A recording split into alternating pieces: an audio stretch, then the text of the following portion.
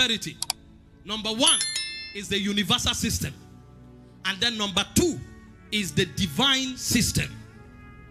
Universal system of prosperity cuts across three things. Number one, productive wisdom. If you don't produce anything, you can't prosper. Anybody you see today who has financial power is producing something. So this one, you don't have to need God. Universal prosperity is indirect empowerment of God. And the problem with universal prosperity is that man takes the glory. So for example, some of the billionaires in the world don't know God. But somebody has set up Facebook. Somebody has set up Twitter. Somebody has set up Apple. And every day millions come because you are using Apple. Because you are using Facebook. Because you are using Twitter. So long as you can produce something, you can prosper. And every one of us breathing must engage universal prosperity. I've taught you before that we relate with men at the level of men. But when operating at the level of men fail, then we shift to the God zone. That's the advantage we have. So we don't negate this. Please, as a Christian, let your hand do something. Even the Bible said, whatever your hand finds to do, it said do it well. And the Bible said the Lord will bless the works of your hands. So God has regard for what you do. What I'm about to teach you here does not encourage idleness. Anything your hand finds to do, that means your hand must find something. You must deploy yourself to producing something. Produce value. The information I'm giving you here is value. And there are things that come because of it. I've been in my room since 12 o'clock. I didn't go out of one room from 12 to 5. It took me 5 hours to cook what I'm giving you here. Somebody will hear this and say, wow, this is rich. And they will give me something because of it. It's called universal prosperity. Are you following? You must produce something. That's first law for universal prosperity. Number two is talents and gifts. Some people are struggling today because they are rusty. You have a voice. You think that voice is just to sing in your parlor. You are joking. God didn't give you your voice to sing in your parlor. You need wisdom to market your gift, because a lot will depend on it. It says a man's gift maketh room for him. So if you don't manifest your gift, you have no room.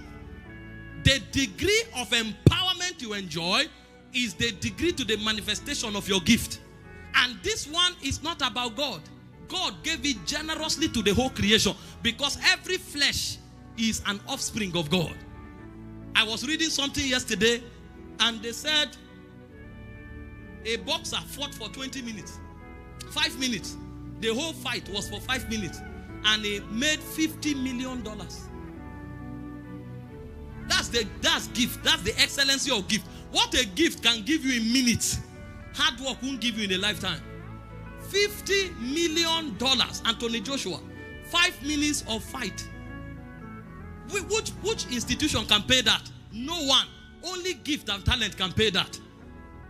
I was told that people like Cristiano Ronaldo earn about 6,000 euros every minute.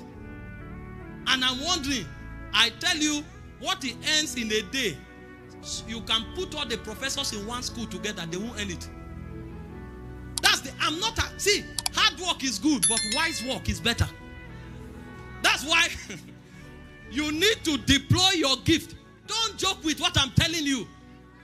See, the giftings in this room alone, is enough to sponsor Nigeria for 100 years. You know the problem? 98% of it is in its crude state. And nothing crude has value. Even crude oil has no value. It is when it is refined that value comes out of it. There are many people sitting here that if they use their hand to do anything, you will wonder if it's a God that did it.